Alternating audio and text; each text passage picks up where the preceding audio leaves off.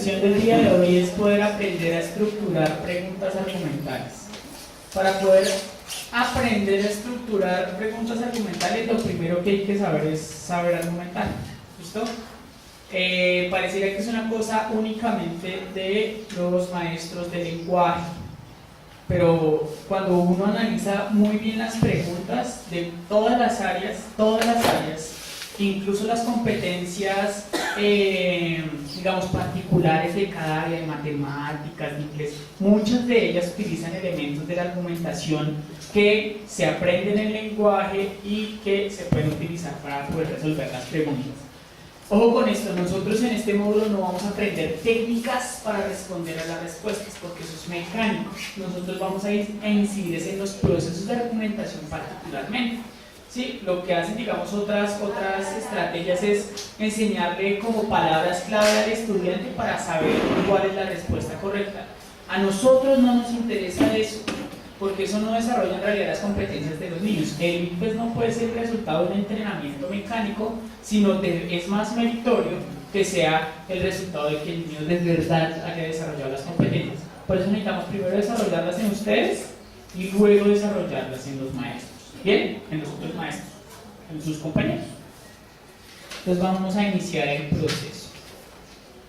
Entonces, como les dije, el propósito es identificar cuáles son las características de las preguntas, cuál es su ingeniería, es decir, cuáles son las tipo 1, las tipo 4, las tipo 10. Por lo general ustedes se van a enfrentar a dos tipos de preguntas, ¿sí? Vamos a ver cuáles son esos tipos de preguntas a los cuales los niños se enfrentan y que deberíamos utilizar en nuestras evaluaciones, ¿sí? Nuestras evaluaciones para que se vayan entrenando.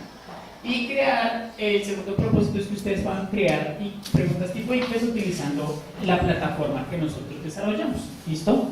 La idea con esa plataforma es que ustedes cojan las preguntas, las suban a la plataforma, se las envíen a los muchachos las contesten.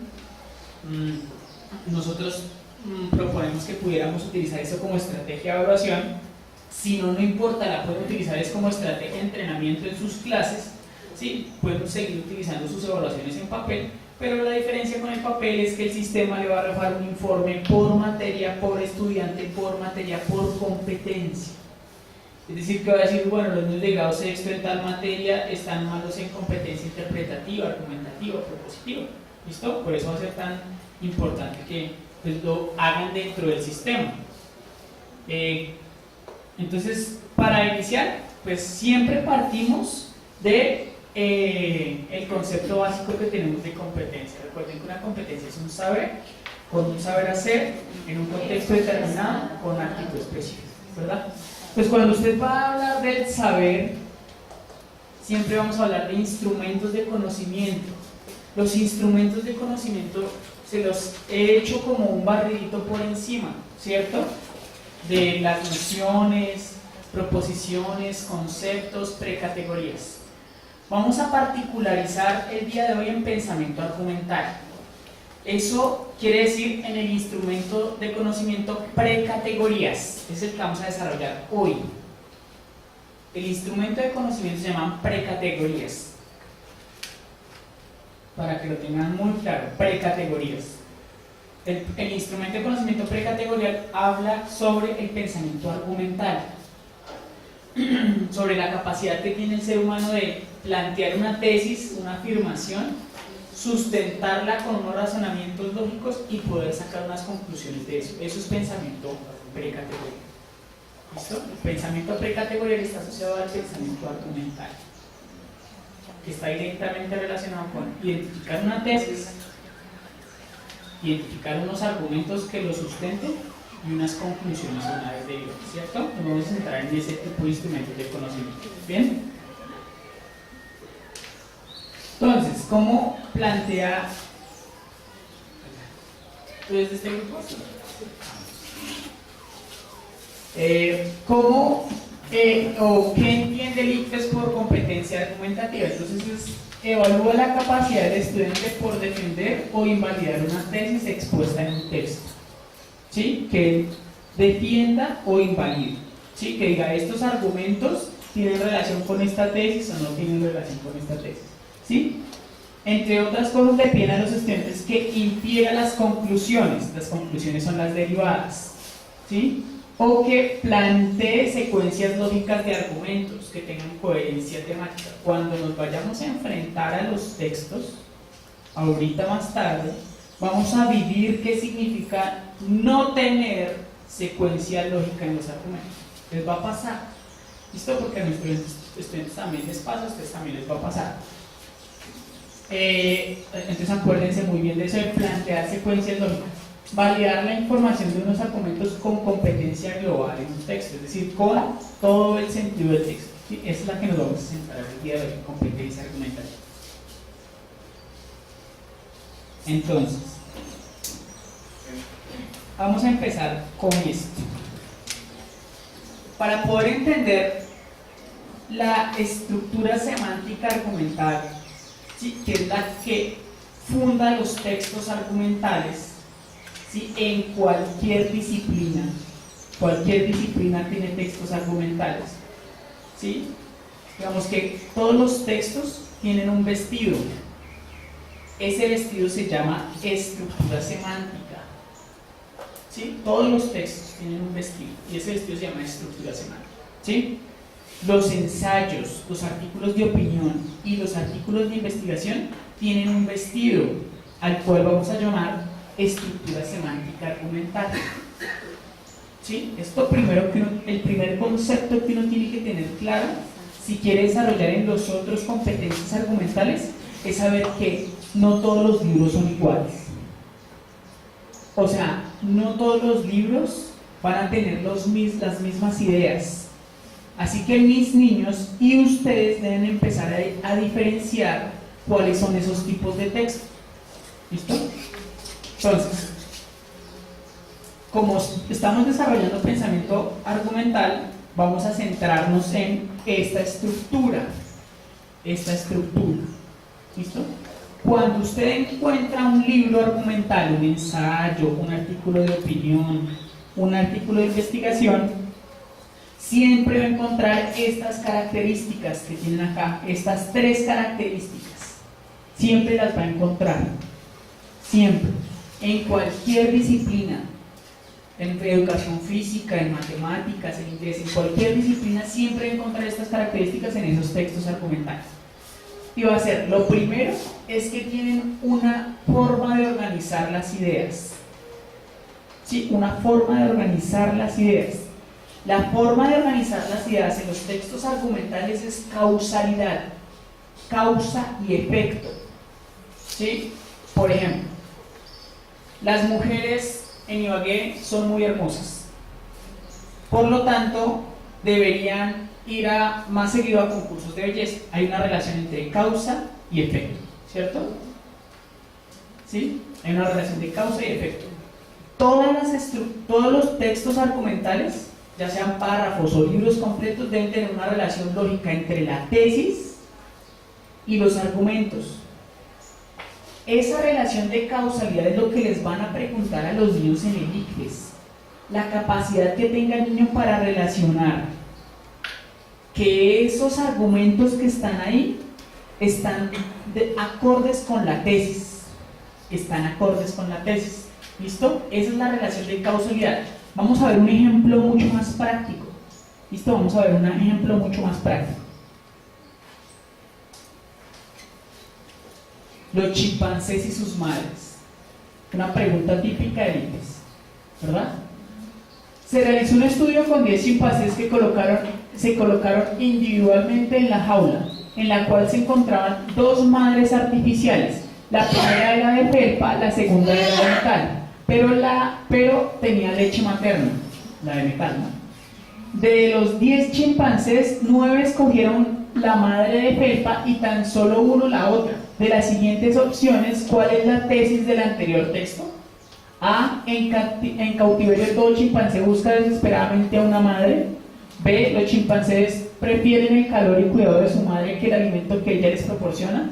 C. En cautiverio los chimpancés se comportan impulsivamente. D. Una madre es más que una fuente de calor y alimento. ¿Cuál es la respuesta? La B. ¿Quiénes dicen la A? ¿Quiénes dicen La B. ¿Quiénes dicen la C? ¿Quiénes dicen la D? ¿Por qué no es la D? Yo digo que la D porque es la fuente del alimento, porque está más relacionada con todo, ¿cierto? Como las necesidades básicas. Tú dices que es la D, La D. de dedo, porque tiene que ver más con las necesidades básicas de listo. ¿Tú por qué dices que no es la C? Dice que se comportan impulsivamente, pues no me parece que el comportamiento de ellos sea por impulso, sino por ellos tienen sus necesidades básicas. Listo, bueno, pero copien esa respuesta, porque creo que ellos no se comportan impulsivamente, sino tienen sus necesidades básicas. Por eso creo que no es la C. Esto puede buscar el razonamiento que está haciendo la maestra. ¿Por qué no es la A? Porque no es la A, porque necesariamente hay unas acciones dentro del párrafo que ya me están indicando cierto contexto. ¿Cuáles son esas acciones dentro del párrafo? Por ejemplo, el hecho de que la una sea de felpa y busquen ese calor y ese cuidado que una madre da. Otra es la parte áspera de ese metal, pero que necesariamente le dan un contenido materno que es leche. Entonces, pues necesariamente por eso no es la... Miren lo que está haciendo la profesora en su cabeza. ¿Sí? Está haciendo una relación de causalidad. Eso es lo que nos referimos con relación de causalidad. ¿Sí? Esta información que aparece acá, ¿sí? Tiene que tener relación directa con alguna de estas tesis. La que tiene más relación, ¿sí? Por relación de causalidad es esta. ¿Por qué? Porque miren los datos que nos dan, miren los argumentos que nos dan, ¿sí? Dice, de los 10 chimpancés, 9 escogieron la madre de felpa y tan solo 1 la otra, ¿sí? Entonces lo que uno puede derivar, concluir de manera causal es que los chimpancés prefieren el calor que el alimento, porque la otra tenía leche materna. Esa es la relación causal. ¿Listo? A eso nos referimos con relación de causalidad. Todos los textos argumentales tienen esa relación, ¿sí, maestra? Yo pienso que también en esa categoría se podría mirar, lo primero que se puede descartar sería la C, porque no tiene nada que ver con lo que tiene el texto. Y ahí nos quedaría como 3 opciones en la cual vamos a ir buscando esa relación que hay para poder mirar cuál es la que más se ajusta. Eso es una ruta, esa es la ruta práctica, ¿sí? Pero ojo con eso, porque lo que yo estoy tratando de buscar es ustedes que hagan el proceso, que hagan lo que hizo la maestra, y es en su cabeza miró las ideas, miren las ideas que están ahí. Entonces hay unos datos ahí, hay unos argumentos. ¿Cuáles son los datos? ¿Cuáles son los números? Me dicen, de 10 chimpancés, 9 se fueron a la de felpa y 1 se fue a la de metal. Ese es el dato, ese es el número, ese es el argumento. Ese argumento, ¿qué relación causal tiene con estas tesis? Esa es la ruta, porque sí, claramente uno puede descartar algunas fases, eso es lo que a uno les enseñan, pues digamos, en las técnicas comunes, pero lo que necesitamos desarrollar es pensamiento, ¿bien? Bueno, entonces esa es la primera característica. Entonces, siempre cada vez que les hagamos preguntas de tipo argumental a nuestros estudiantes, estamos buscando que desarrollen relaciones de causalidad, es el proceso mental que tenemos que hacer. Causalidad, ¿bien? La segunda, digamos, característica de las estructuras semánticas argumentales es que lo componen 3 tipos de ideas. 3 tipos de ideas, siempre. Los textos argumentales tienen 3 tipos de ideas siempre. Los textos argumentales tienen una tesis. ¿Qué es una tesis? Es una afirmación o una negación sobre algo. ¿Sí?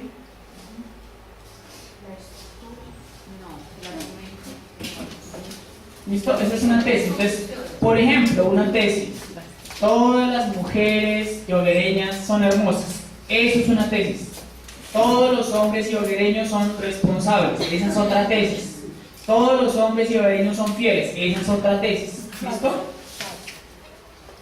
Una afirmación o una negación sobre algo. ¿Listo? Una proposición. ¿Sí? No cualquier afirmación, no cualquier frase es una tesis. ¿Sí? Surtidora de aves, el pollo más rico. Eso no es. ¿Sí? Es difícil. ¿Sí? El rey del sabor, eso no es una tesis. El rey del sabor no es una tesis. Tiene que ser algo que estemos predicando sobre un objeto, que podamos decir que es verdad o no. Exacto, eso es una tesis. Listo, eso es una tesis. Sí, entonces nuestros estudiantes cuando empiezan a identificar y a leer, tienen que, lo primero que deberían saber es cuál es la tesis del texto. ¿Cuál es la tesis? Ahí en las opciones de respuesta les dieron distintas tesis que tenían que tener relación. ¿Listo? Esa es una tesis. Los argumentos son razonamientos lógicos que sustentan la tesis.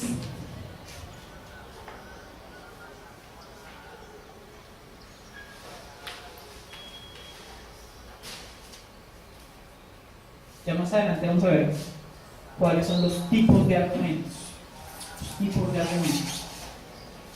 ¿Listo? Pero por ahora, los argumentos son razonamientos lógicos que sustentan la tesis. ¿Listo? Y las derivadas son las conclusiones. ¿Sí? Esos son los tres tipos de ideas argumentales. Si usted encuentra otro tipo de idea en un texto argumental, es accesorio. Como diría mi maestro Miguel de Subiría, es basura ideativa. ¿Sí? Ayuda a apoyar las ideas, ¿sí?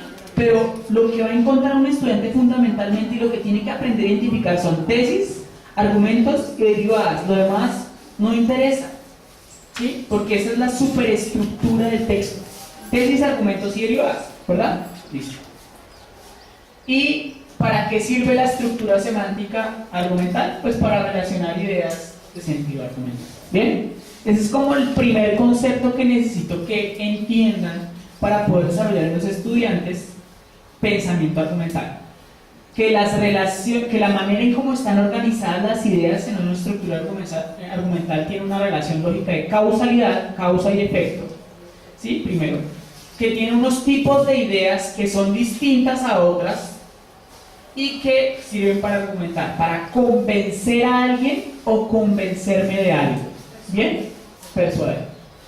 Existen otras estructuras semánticas que no son las argumentales, que están en los textos académicos y científicos. Son la estructura semántica conceptual y la estructura semántica procedimental. Todos los textos académicos y científicos viajan en esas tres estructuras: conceptual, argumental y procedimental. ¿Listo? Textos académicos y científicos, no literarios. La literatura tiene otra estructura, ¿verdad? Pero casi siempre, o lo que hemos encontrado nosotros hasta el momento, es que tienen esas tres estructuras: argumental, procedimental y conceptual. La relación o la manera en cómo se organizan las ideas en el pensamiento conceptual ya no es por causalidad, sino por pertenencia clasal. Eso quiere decir en matemáticas por conjuntos. ¿Sí? Entonces, un ejercicio para que podamos entender eso. Y es: ¿a qué conjunto pertenecen los perros? Eso, muy bien, esa pregunta está demasiado genérica, ¿verdad? Pero ahora la voy a puntualizar mucho más para hacer más exigente el ejercicio. ¿Cuál es la categoría superior general más cercana en la cual se insertan los perros? ¿Caninos? Los lobos son caninos. Otra, más cercana.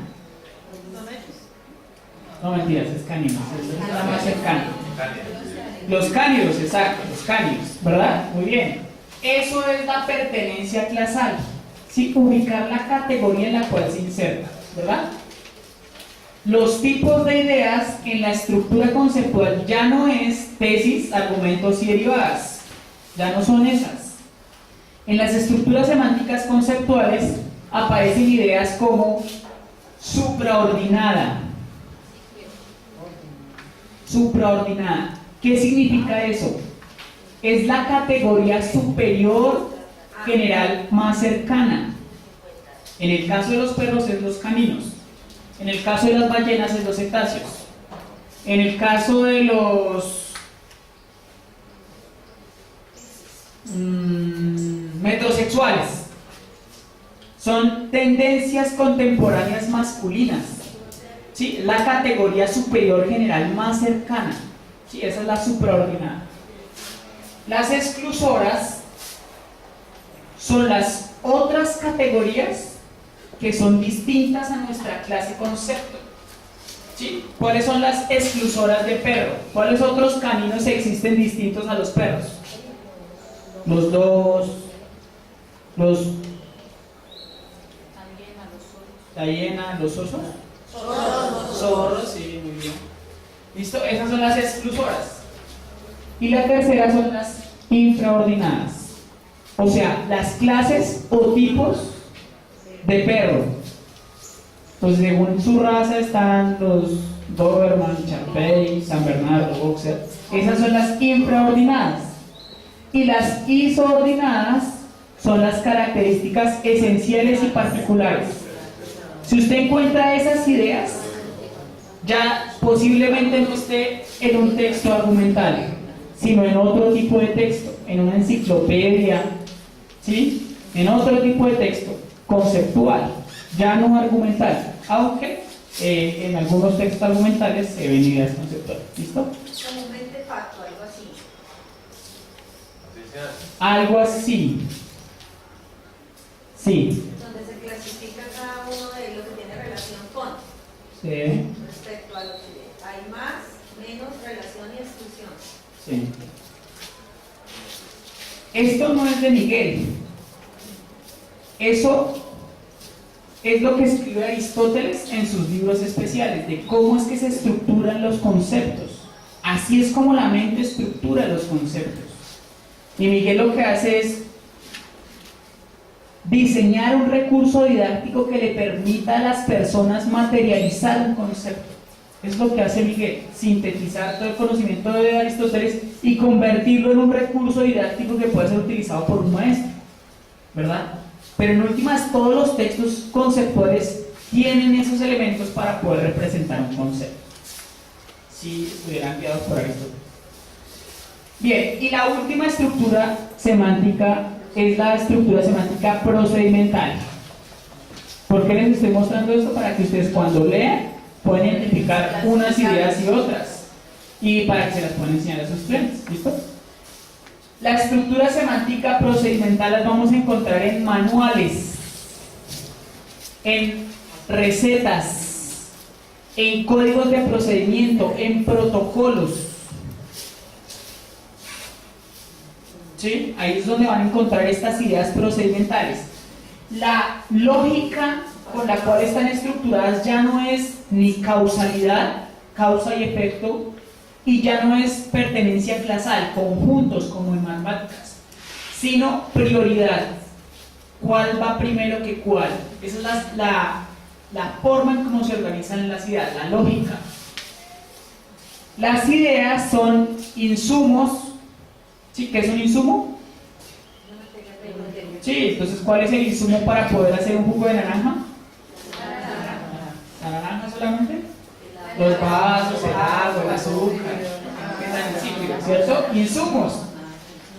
Producto es otro tipo de idea procedimental, es el producto final. Exacto, es un jugo de naranja, ¿cierto? Procesos. ¿Cómo se va a realizar? Sí, entonces, pero entonces, ¿cómo se va a realizar? Son cualquiera, pueden ser procesos, operaciones, decisiones y verificaciones. Sí, pero los procesos son acciones generales que tienen... Sí, pero sobre todo pónganle toda esta idea. Son acciones generales que tienen adentro acciones específicas. Eso es un proceso. ¿Sí? A una acción general que tiene por dentro acciones específicas. ¿Sí? Entonces, por ejemplo, ¿quiénes se bañaron hoy? ¿Todos? Ah, bueno, eso está muy bien. ¿Cuál sería la acción general dentro de todo ese procedimiento de bañarse? Mojarse, ¿cierto? Mojarse es una acción general que tiene unas operaciones específicas, ¿cierto? Eso se llaman las operaciones, que es abrir la llave, primero meter la mano, meter la otra mano, meter el pie, ¿sí? Si el agua está fría, ¿verdad? Entonces, los procesos son acciones generales y las operaciones son acciones específicas. ¿Listo? Las decisiones, pues son acciones que representan una bifurcación en el proceso. Y las verificaciones son ideas que nos permiten retomar el proceso y cerciorarnos de alguna cosa. ¿Listo? Verifique que todo el jabón se haya retirado de su cuerpo, o verifique que cierre los ojos cuando se eche champú. Verificación. ¿Listo? ¿Por qué es tan importante esto? Porque cuando uno le coloca un texto a un maestro, lo que yo he visto, digamos, en los colegios donde yo he estado, no son capaces de identificar los tipos de ideas. Al no ser capaces de identificar los tipos de ideas y caracterizarlas en un texto argumental, cualquier idea sirve. Y lo que tenemos es que agudizar el ojo para decir, estas ideas son argumentales, entonces sí me van a servir para responder la pregunta, o no me van a servir porque son de otro tipo, son conceptuales o procedimentales, o simplemente son ideas basura que no nos sirven. Por eso es tan importante esto de acá, por eso es tan importante ejercitarnos. ¿Ustedes leen todos los días? ¿Qué leen? ¿Cómo? El periódico, los correos, libros, listo. ¿Qué tipo de libros leen? Técnicos. Eso es lo que necesitamos orientar. Para poder ejercitar estas habilidades, necesitamos colocarlos en libros académicos y científicos. Sí, y a nuestros estudiantes se les van a preguntar sobre ese tipo de libros. ¿Listo? Pero es importante empezar a ejercitarnos en ese tipo de textos. Y incluso en el periódico, si es un artículo de opinión, vamos a poder encontrar argumentos de tipo valorativo de pronto.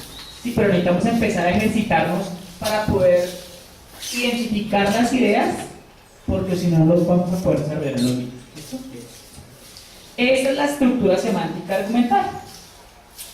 Entonces, resulta que hay tres tipos de estructuras semánticas argumentales. Tres tipos de estructuras semánticas argumentales. O sea, además de que existen tres tipos de estructuras semánticas: argumental, conceptual y procedimental, también en la argumental se divide en tres. Ojo con esto porque les va a ayudar un montón a sus estudiantes y a sus clases, ¿sí? Para poder saber que si ese niño está argumentando o simplemente está diciendo basura, ¿sí? Porque lo vamos a enmarcar en estas tres tipos de argumentos. ¿Listo? Entonces existen tres tipos de estructura semántica. La primera es estructura semántica demostrativa. ¿Qué significa eso? Las estructuras semánticas demostrativas intentan demostrar una tesis a partir de un principio teórico, de una ley, de una teoría. ¿Sí? ¿Tú sabes si las fotocopias están listas? ¿Bien? Listo, otro coordinador.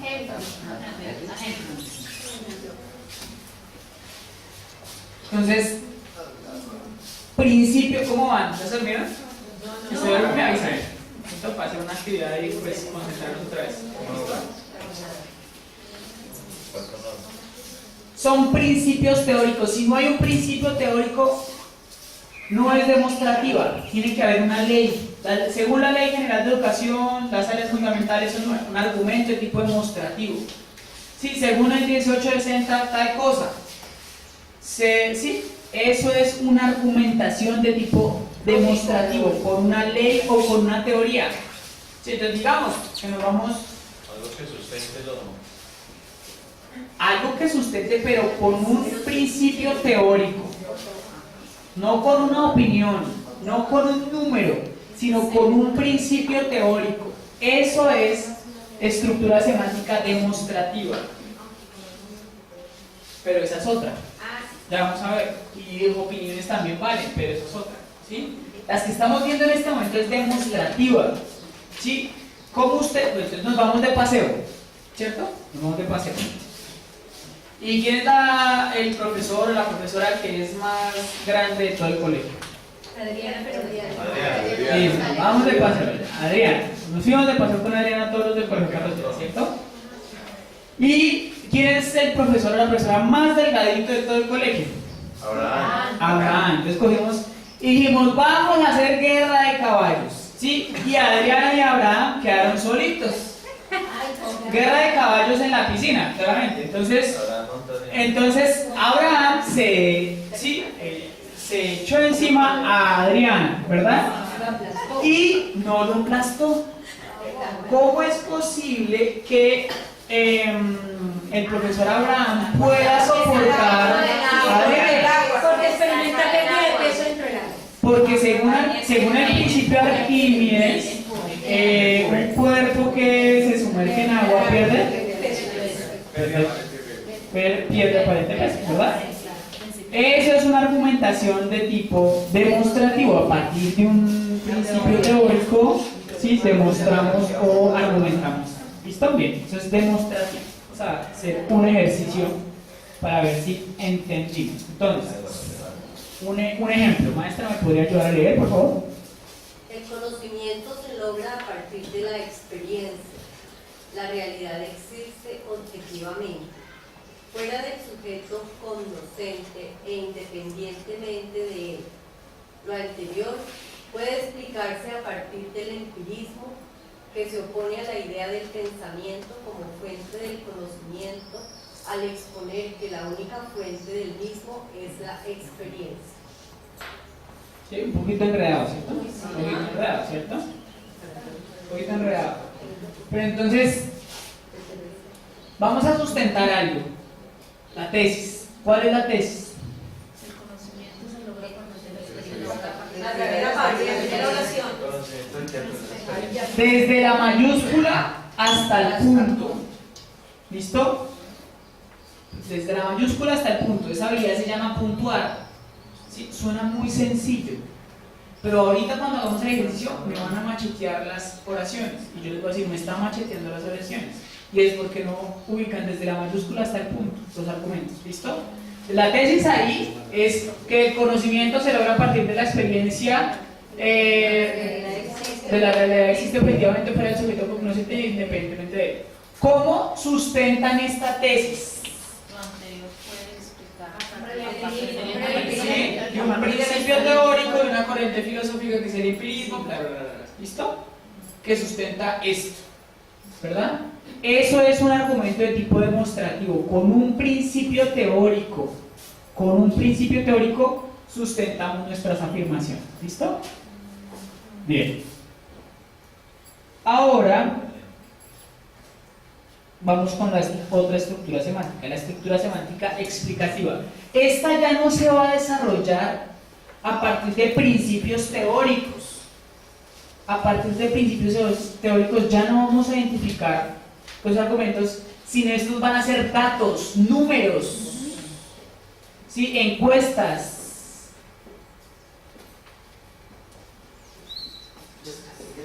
Bueno, muchas gracias, mi amor.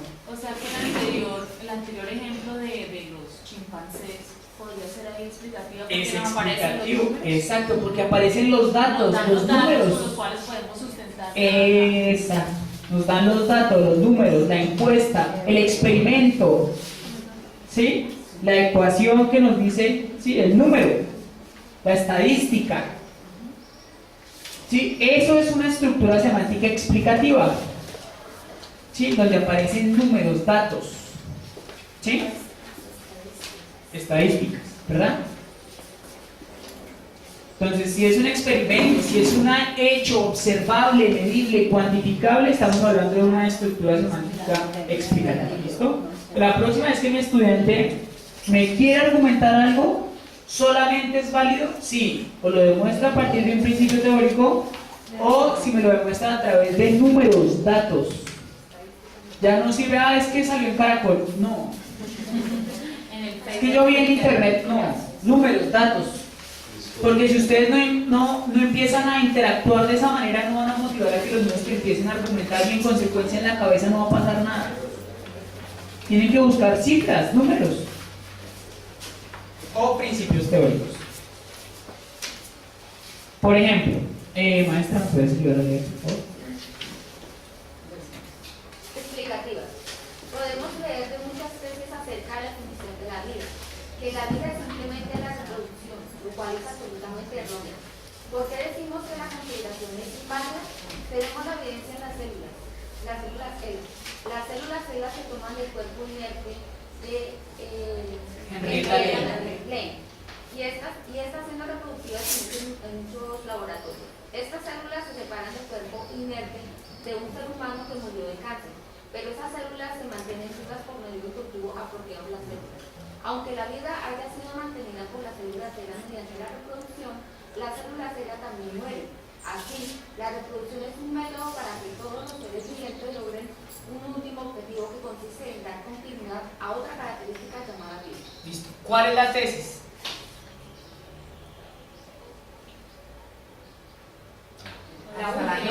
La última oración. La última oración es la tesis. ¿Cuál es la tesis? La reproducción es un método para que los... ¿Cuánto le falta de grabación? ¿Cómo? De grabación, ¿cuánto falta? ¿Cuánto le queda de grabación? No, ese no habría que modificarlo.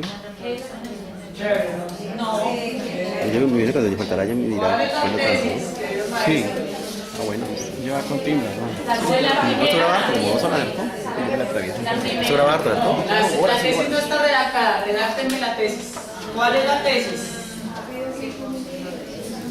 Porque ahí no la dice de manera explícita, lo plantea como una negación. ¿Cuál es la tesis?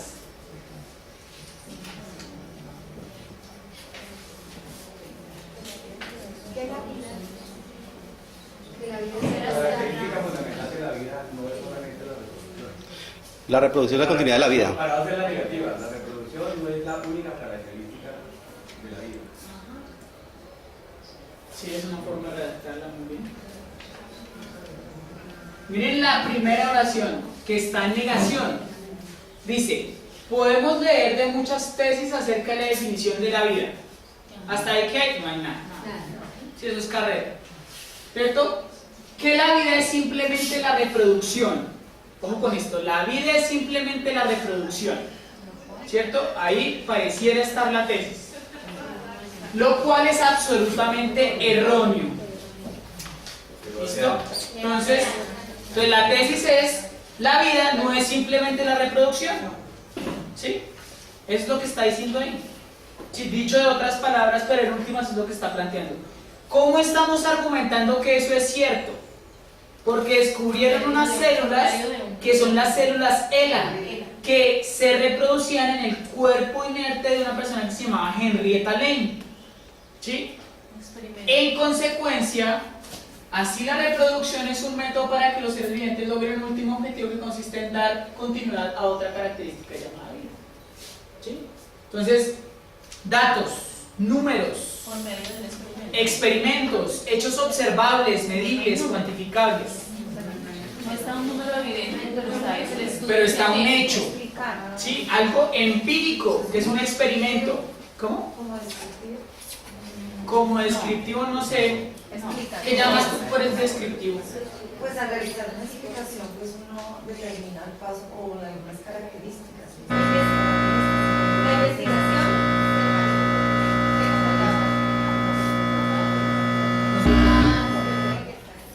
Sí, lo de pronto es Sabotaje.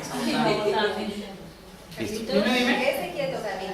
No, para explicar, no sigue alguna clase de características o elementos. Características o elementos. Características no es argumental. No, yo No. creo que Pero ahí eso lo es que por Gloria momento. ¿Cómo así?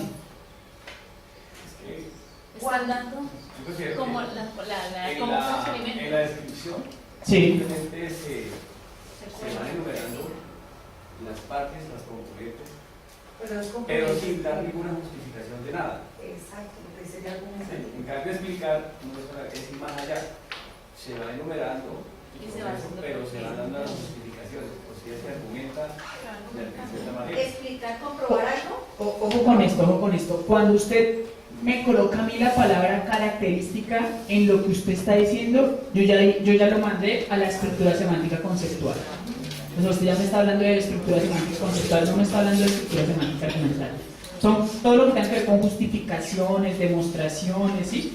Entonces, la explicativa, digamos, la estructura semántica explicativa siempre se va a basar en hechos observables, medibles, cuantificables, ya sea por una encuesta o por un experimento.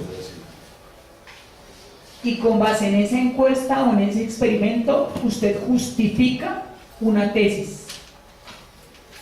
¿Sí? El 85% de los matrimonios fracasan a los 12 años. ¿Sí? Por ejemplo. Pero, o sea, un 85% sacado de alguna parte. Eso, sí, digamos. Lo que quiere decir es números, datos, estadísticas. Si usted, muchacho, le coloca una evaluación, describa tal proceso, describa la reproducción de las células, usted está en el procedimental. Usted no le está pidiendo documentos. Y no está haciendo competencia. Y entonces no es suficientemente fuerte el trabajo que usted está haciendo. Se refiere que le dijera, en lugar de decirle que escriba, decirle que explique, porque eso suele estar fenómeno. Exacto, sí, casi todas las preguntas de estructura semántica argumental tienen que irse a alguna parte de la estructura, ¿sí? Entonces ya sea la tesis, ¿sí? Entonces de esta tesis, ¿cuáles son los argumentos que corresponden? Esa es una ruta. O de estos argumentos, ¿a cuál le corresponde esta tesis? O las conclusiones. Entonces, cuando usted vaya a hacer preguntas argumentales, lo que usted va a coger es cada una de estos tipos de ideas para preguntarle al niño y haga la relación. ¿Listo? Es lo que va a hacer casi siempre. ¿Listo? Bien. Estructura semántica explicativa. Vamos con la tercera. Valorativa.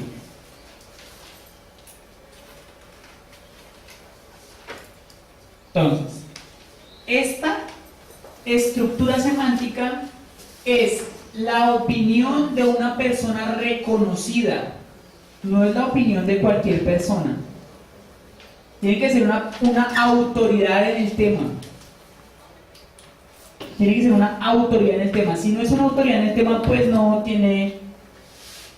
es un argumento de tipo valorativo. ¿Por qué lo dijo RCN? ¿Sí? No. Sí, tiene que ser según Piaget, ¿sí? Según Giovanni Gianfrancesco, a los niños menores de 3 años se les puede pegar. Muy duro porque ellos no se van a acordar después cuando sean grandes. Sí, sí. Según Giovanni Gianfrancesco.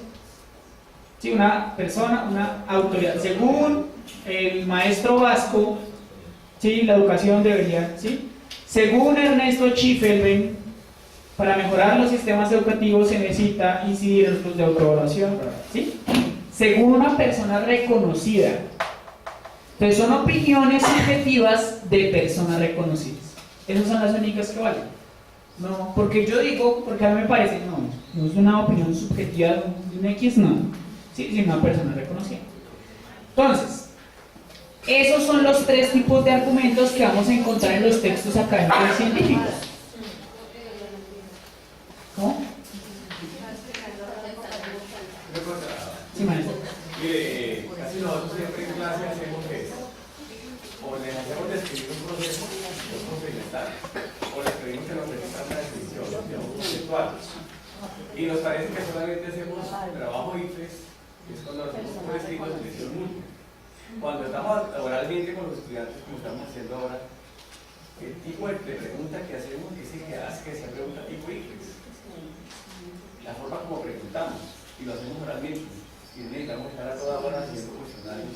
Y solamente si es cuestionarios de segundo tipo, es la forma como usted pregunta, como usted indaga, que hace que muchachos trabajen en la parte documental. Por eso, la preparación para el examen de Estado mediante una serie de cuadernillos no logra su objetivo, que es fundamental la cabeza argumentativa del muchacho, la parte argumentativa. Por eso tiene que ser un trabajo diario de toda la clase.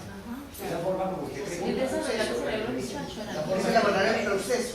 si usted sigue pidiendo la definición y sigue que le escriban el proceso, pues está trabajando. Es mecánico. Digamos, hay falencias en la parte mental. Entonces hagamos ejercicios, ¿sí o no? Porque eso así como... Bueno, el primer ejemplo, después un ejercicio para mirar a ver si podemos comprender. Entonces, maestra, ¿me puede ayudar, por favor? Con respecto a la concepción epistemológica, es decir, lo que el docente piensa acerca de cómo se origina el conocimiento, se sostiene que es importante el valor de esta al momento de decidir qué enseñar, cómo hacerlo, con cuáles medios y cómo va a evaluar el aprendizaje.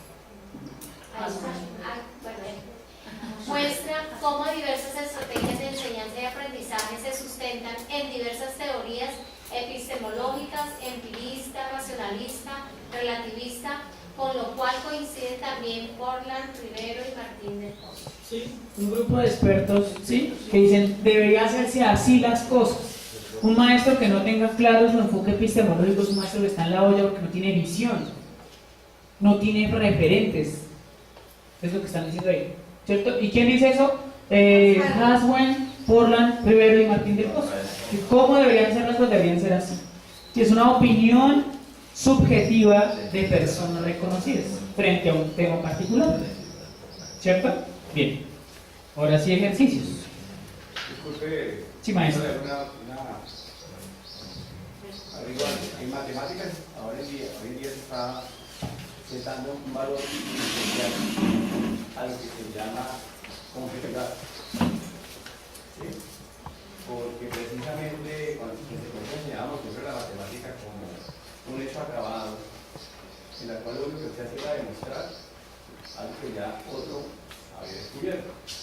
Pero hoy en el mundo actual, como se trata de construir nuevos conocimientos, entonces se habla de la conjetura. ¿La conjetura en qué parte de ese tipo de conocimiento está clasificada? Porque conjeturar es que usted partiendo de su intuición.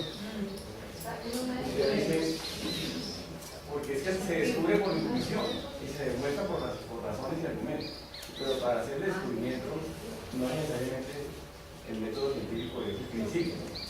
Entonces, ese conjeturar que es tan importante, entonces... Pareciera como si fuera pareciera una forma de llegar a ciertas tesis.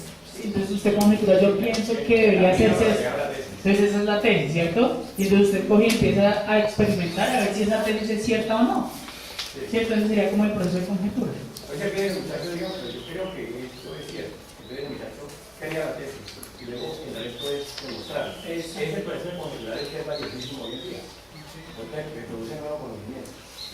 Entonces estaría clasificado como una parte, aparte de su estructura, pues hay una mezcla de todas las cosas. Parecía, el proceso de conjetura yo lo relaciono con la construcción de una tesis de manera intuitiva, no a través de la lectura de ningún tipo de texto, ¿sí? Pero nosotros no hemos trabajado en cuáles son los procesos internos de la conjetura. Nosotros no hemos trabajado en eso. Nosotros hemos trabajado en cuál es la estructura que tienen los textos académicos y científicos. En ellos sí hemos trabajado. Yo no podría responder a esa respuesta. Sé intuitivamente y hago la relación que conjeturar tiene mucha relación con las operaciones que uno hace cuando está estructurando una tesis. ¿Sí? Eso es como la respuesta que yo le puedo dar. Porque no sé si existan investigaciones sobre el proceso de conjeturar. Además, porque no parece un proceso que pueda ser estudiado. Porque parece un elemento de generación espontánea. Ni siquiera se genera en una clase, sino incluso se genera en las interacciones. ¿Sí? Cuando aparece el clic de, ¡ay, debería ser por acá! ¿Sí? Y de pronto, pues no sé, yo pienso que cuando se produce algo, yo creo que se clasificaría dentro de las propositivas. O sea, ya lo analicé, ya lo interpreté, pero produzco algo. Estoy creando algo, concluyo algo, pero a partir de lo que construyo un nuevo pensamiento, de pronto pienso que podría ser como propositiva, algo a lo que deberíamos llegar después de identificar de analizar, explicar y ya produzco algo nuevo según lo que yo entendí. Yo no entiendo desde el modelo conceptual que las conjeturas pueden ser, se monta la tesis, pero como para poder dar a entender que esa tesis es valedera, yo tengo que dar los argumentos. Entonces las conjeturas son, vienen siendo dentro del modelo conceptual como los argumentos que yo necesito para poder comprobar la tesis que estoy planteando. Pero las conjeturas no son argumentos. No, es una hipótesis, es algo que no ha podido demostrarse. Cuando usted tiene una tesis, lo único que consiste es en demostrarla o explicarla. Y el problema peor es cómo hizo para llegar A la tesis, ese es el problema. Entonces la conjetura viene siendo la tesis, una hipótesis. De hecho, un tipo de tesis en las estructuras valorativas son las hipótesis. Sí, porque no podemos decir esta es una verdad absoluta, sino posiblemente esto puede ser lo que suceda. ¿Sí? Es una hipótesis. Bueno, entonces, ¿sí, maestro? Michael, mire, ahora pienso yo que eso tiene que ver un poquito con el aprendizaje significativo. ¿Por qué razón?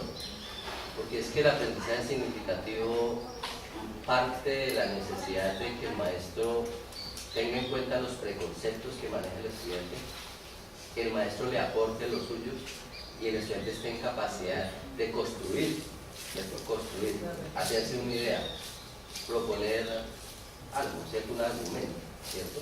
Para que el estudiante pueda primero entender que eso que él sabe es importante y que tiene relación con algo más que el maestro le está aportando, que le ayuda primero a interpretar una realidad, segundo a ubicarse en esa realidad y tercero a saber qué hacer con esa realidad, ¿cierto? Entonces, ahí entra a jugar mucho el puesto del aprendizaje significativo, porque es ahí donde el maestro tiene que tener la habilidad suficiente para que a partir de los preconceptos, porque es que eso es supremamente importante, a veces nosotros mismos inconscientemente tenemos la culpa de que los muchachos no le den valor a lo que han estado haciendo antes, porque el maestro regularmente y desafortunadamente casi nunca parte de eso, de lo que el muchacho sabe. Siempre está pensando es que al muchacho ahí es que